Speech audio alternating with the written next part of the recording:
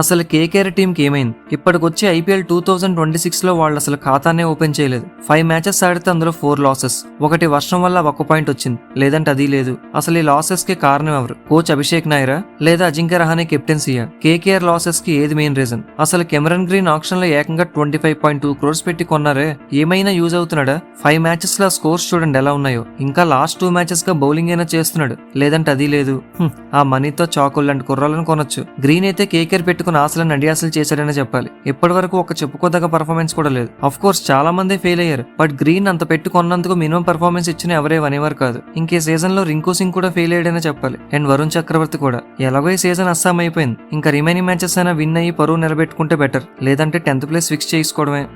ఎలాగుండే ఒకప్పుడు teams 3 times champions ఇప్పుడు 10th place లో ఉంది. అలాగే 5 times ఛాంపియన్స్ అయిన సిఎస్కే అండ్ ఎంఐ ఇప్పుడు 8th and 9th ప్లేస్ లో ఉంది. మరి ఎక్కడ తప్పు జరిగిందని మీరు అనుకుంటున్నారో మాకు కామెంట్ చేయండి. Thanks for watching.